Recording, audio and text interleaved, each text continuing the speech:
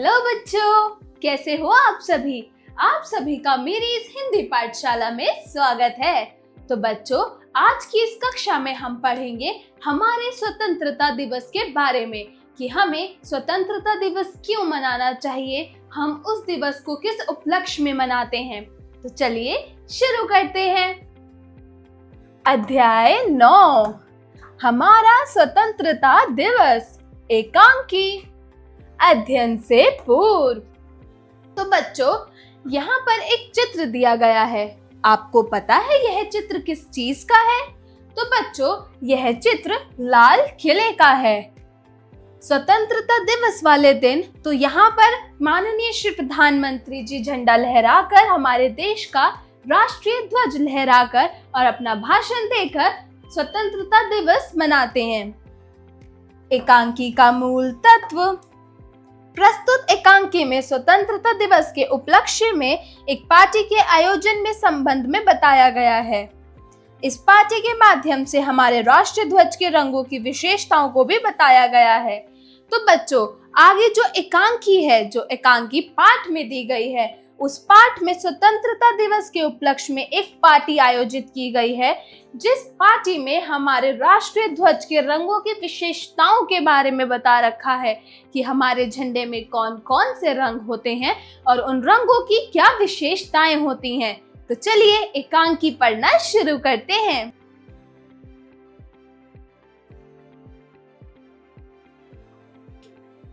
स्वतंत्रता दिवस के अवसर पर निकिता और युवी एक पार्टी के लिए चीजें तैयार कर रहे थे।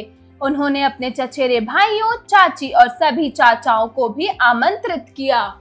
तो बच्चों, यहाँ पर एक परिवार की बात की जा रही है, जिसमें निकिता और युवी जो हैं वो पार्टी के लिए चीजें तैयार कर रहे हैं कि उन्हें पार्टी को कैसे आयोजित करना है और पार्टी में क्या क्या चीजें करनी है।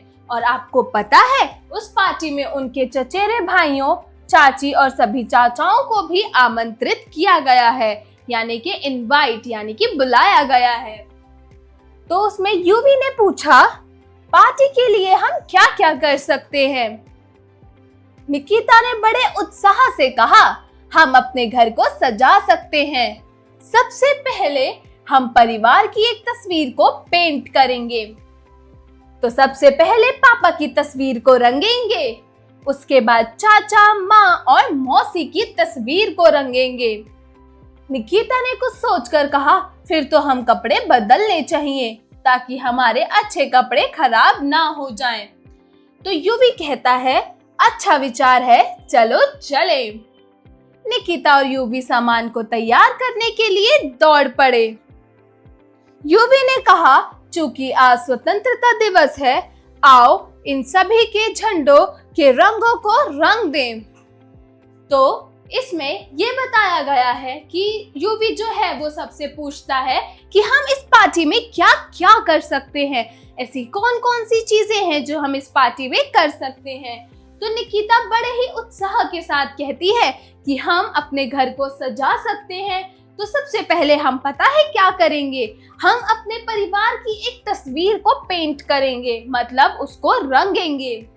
तो सबसे पहले उन्होंने डिसाइड किया, उन्होंने तय किया कि पापा की तस्वीर को रंगेंगे, उसके बाद चाचा, मम्मी और मौसी की तस्वीर को रंगेंगे। फिर निकिता कुछ सोचने लगी और उसने कुछ सोचने के बाद बोला, फिर तो हमें कपड़े बदलने चाहिए ताकि हमारे अच्छे कपड़े खराब न हो जाए। फिर युवी कहता है, विचार अच्छा है, चलो चले। फिर निकिता और युवी सामान को तैयार करने के लिए दौड़ पड़े। युवी कहता है कि आज स्वतंत्रता दिवस है, तो आओ हम इन सभी झंडे को भी रंगेंगे। तभी निकिता कहती है, निकिता ने कहा, यह बहुत अच्छा विचार है, क्यों ना हम सफेद कागज और झंडे की तरह हरे और केसरिया रंग का भी उपयोग करें।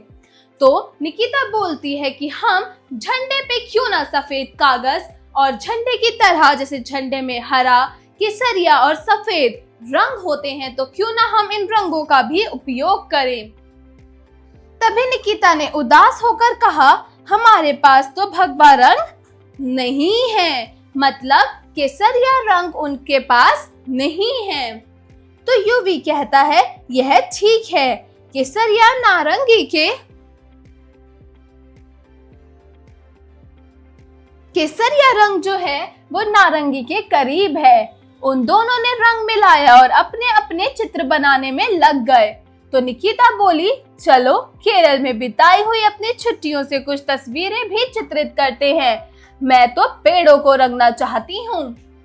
तो इसमें उन्होंने रंगों को मिलाकर केसरिया रंग बनाया और फिर वो अपने अपने चित्र बनाने में लग गए थे। तो उसमें से फिर निकिता बोलती है कि क्यों ना जो हमने केरल में अपनी छुट्टियां बिताई थी उनकी जो कुछ तस्वीरें हैं हम उनको भी चित्रित करते हैं, मतलब उनको भी बनाते हैं। और मैं तो पेड़ों को रंगूंगी, पेड़ों को रंग करूंगी। तो यूवी कहता है मुझे भी अपना रंग चाहिए। यूवी और निकिता ने पूरे घर में तस्वीरें लटका दी। जब माँ घर पहुंची तो उनकी चित्रकारी देखकर हैरान रह गईं। बच्चों, आज सभी ने बहुत मान काम किया है, इससे घर बहुत सुंदर लग रहा है।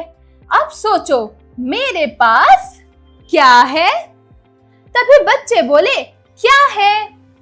माँ ने अपना बैग खोला और हरे, केसर और सफेद गुब्बारों का एक पैकेट निकाला और सबको दे दिया। मतलब माँ ने अपना बैग, जिस बैग से मैं वो सामान रखकर लाई थी, वो बैग खोला, उसमें हरे, केसरिया और सफेद रंग के गुब्बारों का एक पैकेट था। तो उन्होंने वो पैकेट निकाला और सबको दे दिया। निकिता और यूवी ने गुब्बारों को फुलाया और उन्हें पूरे घर के सामने और बरामदे में चिपका दिया। निकिता और यूवी ने क्या किया, गुब्बारों को फुलाया और उन्हें पूरे घर और सामने बरामदे में लगा दिया, यानी चिपका दिया। जब उनका परिवार के बाकी सदस्य पहुंचे तो वे लोग घर की सजावट को देखकर दंग रह गए। उनके चचेरे भाई रोमा ने कहा, यह एक पार्टी की तरह लग रहा है। जब पापा ने घर आकर ऐसी अद्भुत तस्वीरें देखी तो उन्होंने कहा, आपने इस झंडे में हमारे रंगों का इस्तेमाल किया है। फिर उन्होंने पूछा, क्या आप जानते हैं कि इन तीनों रंगों का मतलब क्या होता है? तो यूवी, रोमा और निकिता बोली, नहीं पापा, हम नहीं जानते।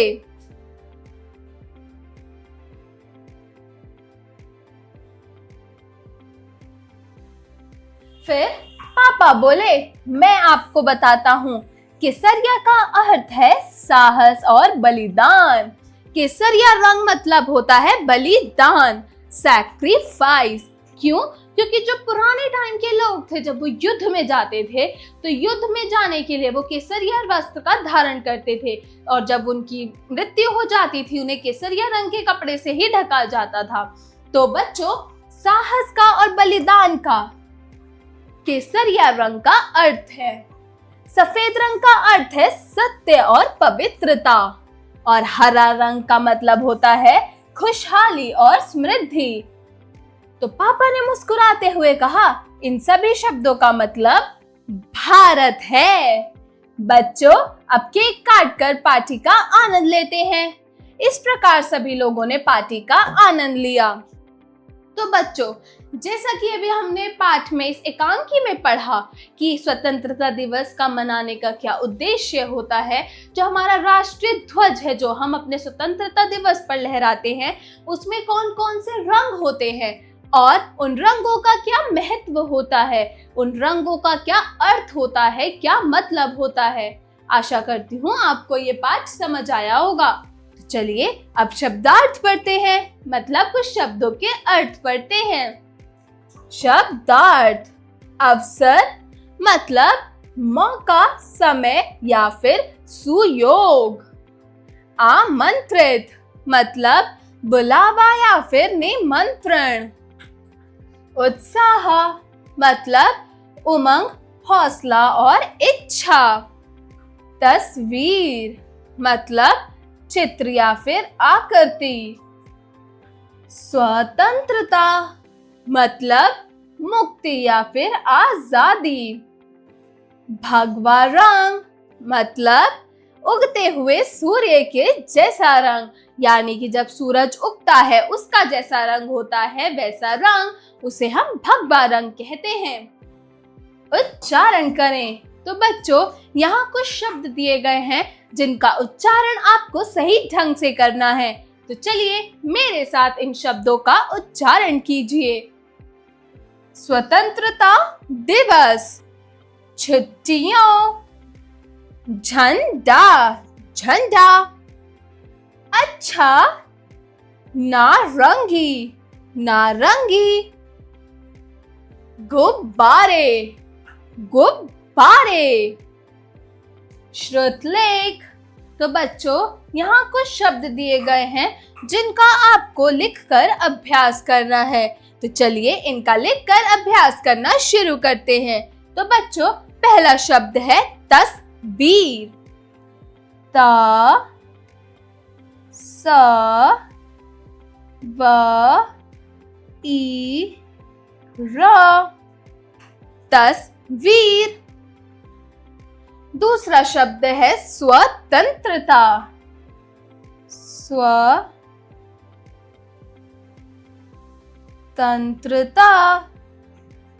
आधा स व त त्र त आ, स्वतंत्रता।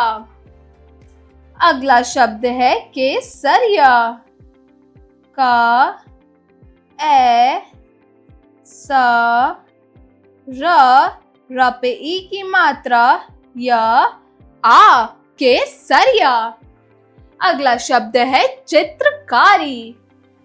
च पे ई की मात्रा, त्र का आ र ई, चित्रकारी। अगला शब्द है समृद्धि। स म र आधा ध ध ई, समृद्धि। अगला शब्द है बलिदान। ब ल ई द आ न, बलिदान। अगला शब्द है पवित्रता। प व ई त्र त आ, पवित्रता। उससे अगला शब्द है मतलब। मतलब, म त ल ब, मतलब। तो बच्चों, ये था हमारा स्वतंत्रता दिवस के ऊपर एक एकांकी, उसका पाठ। तो चलिए उसका थोड़ा सा अभ्यास करते हैं, मतलब अभ्यास कार्य शुरू करते हैं। तो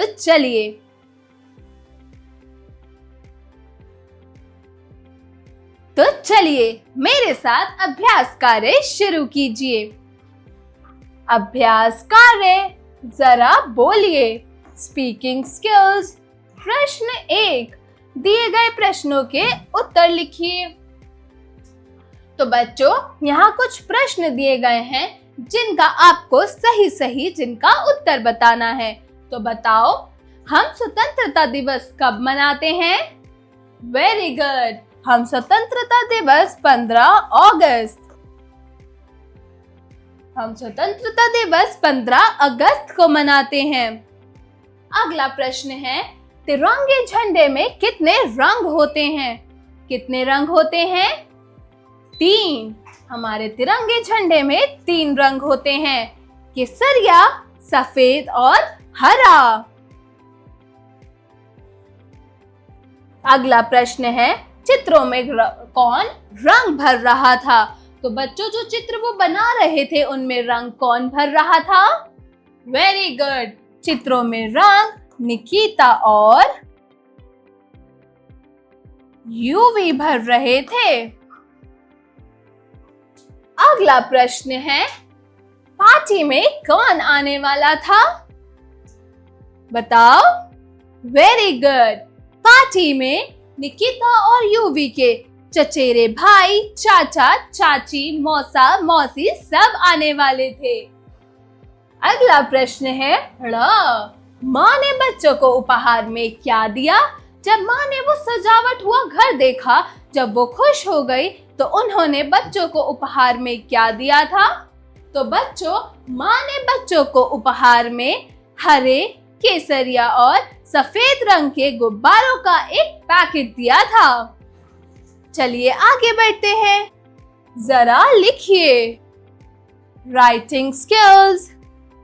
प्रश्न 2, दिए गए प्रश्नों के उत्तर लिखिए। तो बच्चों, यहाँ कुछ प्रश्न दिए गए हैं जिनका आपको सही सही उत्तर लिखना है। पहला प्रश्न है, झंडे के रंगों का नाम बताइए। तो बताओ, झंडे में कितने रंग होते हैं और कौन कौन से रंग होते हैं? Very good. झंडे में 3 रंग होते हैं, केसरिया, सफेद और हरा। केसरिया, सफेद और हरा। अगला प्रश्न है, बच्चे झंडों के रंगों से क्या भरना चाहते थे? चित्रों को। जिन चित्रों को उन्होंने चित्रित किया था, जो उन्होंने केरल की छुट्टियों में चित्रों को चित्रित किया था, वो बच्चों ने झंडों के रंगों से उन्हें भरना चाहते थे। ग, यूवी और निकिता को झंडे के रंगों के अर्थ के बारे में किसने बताया? तो बच्चों, यूवी और निकिता को झंडों के रंगों के बारे में यूवी और निकिता के पापा ने बताया था कि झंडों में कौन कौन से रंग होते हैं और उनका क्या अर्थ, क्या महत्व होता है। अगला प्रश्न है, पार्टी में सजावट किसके द्वारा की गई थी? लिखिए। तो बच्चों, जो पार्टी आयोजित की गई थी स्वतंत्रता दिवस के उपलक्ष्य में, उस पार्टी की सजावट किसके द्वारा की गई थी? Very good. उस पार्टी की सजावट निकिता और यूवी, उस पार्टी की सजावट निकिता और यूवी के द्वारा की गई थी। अगला प्रश्न है, दिए गए वाक्यों में रिक्त स्थानों की पूर्ति कीजिए। क, आइए हम परिवार की एक चित्र को पेंट करें। आइए हम परिवार की एक चित्र को पेंट करें। या फिर एक तस्वीर को। ख, हमें कपड़े बदलने चाहिए ताकि हमारे अच्छे कपड़े डैश ना हो जाएं। तो बच्चों, यह वाक्य क्यों बोला गया था और किसने बोला था? बच्चों, यह वाक्य है, हमें कपड़े बदलने चाहिए ताकि हमारे अच्छे कपड़े खराब ना हो जाएं। यह वाक्य निकिता ने बोला था यूवी को। अगला वाक्य है, केसरिया रंग का अर्थ होता है साहस और बलिदान। केसरिया रंग का अर्थ होता है साहस और बलिदान। अगला वाक्य है, घ, हरे रंग का मतलब होता है खुशहाली और समृद्धि। खुशहाली और समृद्धि। जरा सोचिए, क्रिटिकल थिंकिंग। प्रश्न 4, हमारे राष्ट्रीय ध्वज में शामिल तीनों रंग क्या दर्शाते हैं? सोचकर बताइए। तो बच्चों, जो हमारा राष्ट्रीय ध्वज है उसमें 3 रंग होते हैं, केसरिया, सफेद और हरा। ये तीनों रंगों के ही अपने अपने अर्थ होते हैं। जैसे केसरिया रंग हमें साहस और बलिदान का अर्थ होता है। केसरिया का अर्थ ही साहस और बलिदान होता है। दूसरा रंग होता है सफेद, श्वेत रंग, जिसका मतलब होता है सत्य, सत्य, पवित्रता। तीसरा होता है कि हरा रंग, हरे रंग का अर्थ होता है खुशहाली, हरियाली और समृद्धि। तो बच्चों, ये 3 रंग हैं जिनके अर्थ मैं आपको बता चुकी हूँ। तो अब आप इन तीनों रंग हमें और क्या क्या दर्शाते हैं वो आपको सोचकर थोड़ा सा अपनी अपनी किताबों में इसका जवाब लिखना है। चलिए आगे बढ़ते हैं। जरा भाषा पर गौर कीजिए। Language skills.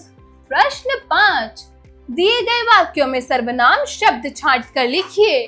तो बच्चों, यहाँ पे कुछ शब्द दिए गए हैं, कुछ वाक्य दिए गए हैं, जिनमें से आपको सर्वनाम शब्दों को छांट कर अलग लिखना है। आप लोगों को पता है सर्वनाम शब्द क्या होते हैं? तो बच्चों, सर्वनाम वह शब्द होते हैं जो संज्ञा के बदले प्रयोग किए जाते हैं, उन्हें सर्वनाम कहते हैं। जैसे मैं, तुम, हम, वह, आप, उसका आदि। तो बच्चों, संज्ञा शब्द हमें पता है किसी पर्टिकुलर इंसान का नाम, पर्टिकुलर चीज का नाम। तो बच्चों, हम एक स्टोरी में, एक कहानी में बार बार एक व्यक्ति का नाम तो नहीं लिख सकते, एक व्यक्ति के नाम का प्रयोग भी हम बार बार नहीं कर सकते। तो उस व्यक्ति के नाम की जगह या उस चीज की, उस स्थान की, उस वस्तु की, किसी भी चीज के नाम की जगह पर हम मैं, तुम, हम, वह, हम, आप, उसका इत्यादि इन शब्दों का प्रयोग करते हैं। तो चलिए अब वाक्यों को पढ़कर उनमें सर्वनाम शब्दों को छांटते हैं। तो पहला वाक्य है, मैं घर जा रहा हूँ। इसमें सर्वनाम शब्द क्या है? वेरी गुड, मैं घर जा रहा हूँ में सर्वनाम शब्द है मैं। कौन घर जा रहा है? मैं संज्ञा की जगह प्रयोग किया गया हूँ, तो मैं सर्वनाम शब्द हूँ। तो मैं एक सर्वनाम शब्द है। अगला वाक्य है, तुमने खाना खा लिया। तो इसमें सर्वनाम शब्द है तुमने। अगला वाक्य है, तुम कल ऑफिस आओगे। तो इसमें सर्वनाम शब्द है तुम। अगला वाक्य है, क्या वह घर राम का है। इसमें सर्वनाम शब्द क्या है? वह। तो हम यहाँ पर वह लिखेंगे। चलिए अगले प्रश्न को देखते हैं। प्रश्न 6, दिए गए वाक्यों को व्यवस्थित रूप में लिखिए। तो बच्चों, यहाँ पर कुछ वाक्य दिए गए हैं जिनको आपको व्यवस्थित रूप में लिखना है। तो वाक्य होते क्या हैं?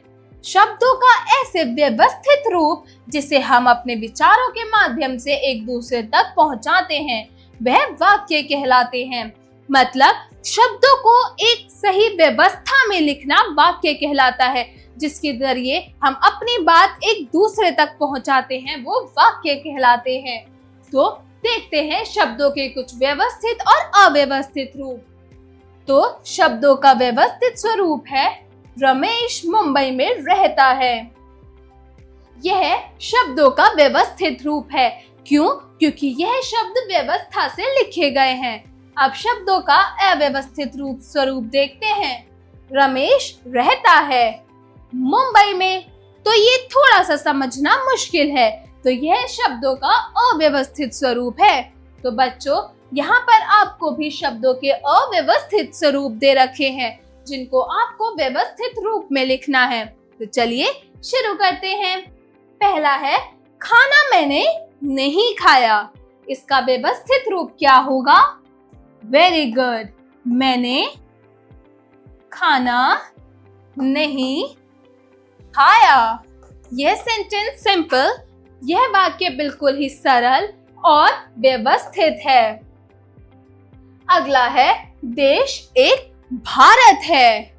इसका व्यवस्थित रूप होगा, भारत एक देश है। भारत क्या है? एक देश है। अगला है, शांति रखे बनाए। तो इसका व्यवस्थित रूप होगा, शांति बनाए रखे, शांति बनाए रखें। अगला वाक्य है, उधर मकान राम का है। तो बच्चों, ये अव्यवस्थित वाक्य है। इसको व्यवस्थित रूप में कैसे लिखेंगे? राम का मकान उधर है। राम का मकान उधर है। यह एक व्यवस्थित वाक्य है। चलिए आगे बढ़ते हैं। जरा रचनात्मक कार्य कीजिए, क्रिएटिव स्किल्स। प्रश्न 7, 15 अगस्त को स्वतंत्रता दिवस के रूप में मनाया जाता है? 5 वाक्य लिखिए। तो बच्चों, जैसे हम सभी जानते हैं कि जो स्वतंत्रता दिवस है वो हम 15 अगस्त को मनाते हैं। तो हम स्वतंत्रता दिवस क्यों मनाते हैं? स्वतंत्रता दिवस पर हम क्या क्या चीजें करते हैं, यह आप लोगों को 5 वाक्यों में अपनी अपनी किताबों में लिखना है, थोड़ा सा सोचकर, थोड़ा सा दिमाग लगाकर। तो आपको इसका जवाब अपनी किताबों में लिखना है। अगला है जरा दिमाग लगाइए, ब्रेनस्टॉर्मिंग एक्टिविटी। प्रश्न 8, दिए गए दिवस को मनाए जाने के क्रम में व्यवस्थित कीजिए। तो बच्चों, यहाँ कुछ दिवस दिए गए हैं। आपको पहले कौन सा दिवस मनाया जाता है उसके अनुसार इन मनाए गए दिए गए दिवस को उनके मनाए जाने के क्रम में व्यवस्थित करना है। तो बच्चों, चलिए शुरू करते हैं। गांधी जयंती, स्वतंत्रता दिवस, गणतंत्र दिवस, बाल दिवस, शहीद दिवस, पराक्रम दिवस, किसान दिवस और शिक्षक दिवस, यह कुछ दिवस दिए गए हैं। तो बच्चों, पहला दिवस जो हम मनाते हैं वो है पराक्रम दिवस। यह हम 23 जनवरी को मनाते हैं और यह सुभाष चंद्र बोस की जयंती वाले दिन मनाया जाता है। तो यह पहले क्रम में आएगा।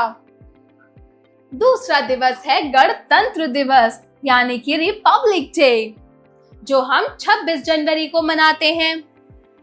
अगला दिवस है शहीद दिवस यानी कि ब्लैक डे ऑफ इंडिया, जो हम 14 फेब को मनाते हैं।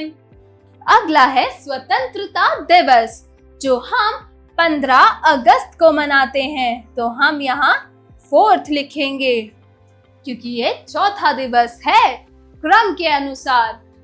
उसके बाद हम क्या मनाते हैं? शिक्षक दिवस, 5 सितंबर हम शिक्षक दिवस मनाते हैं। तो यह अगला क्रम यानी 5th क्रम, 5वें क्रम में आएगा। उससे अगला है गांधी जयंती, जो हम 22 अक्टूबर को मनाते हैं। तो यह छठा दिवस है यानी 6th स्टेज यानी छठे क्रम में आता है। उसके बाद हम मनाते हैं बाल दिवस, कब? 14 नवंबर। तो यह 7th नंबर यानी 7वें क्रम में है। अगला है किसान दिवस यानी फार्मर डे। तो फार्मर डे यानी किसान दिवस हम कब मनाते हैं? 23 दिसंबर। तो यह 8th क्रम में यानी 8वें क्रम में आएगा। चलिए अब आगे बढ़ते हैं। जरा रंग भरिए, आर्ट इंटीग्रेटेड एक्टिविटी। प्रश्न 9, महात्मा गांधी के चित्र को पूरा करें और उसमें रंग भरें। तो बच्चों, यहाँ आपको महात्मा गांधी का एक चित्र दिया गया है जिसमें आपको इन डॉट्स को मिलाकर आपको इस महात्मा गांधी के चित्र को पूरा करना है साफ सफाई के साथ, और पूरा करने के बाद इसमें रंग भी भरना है।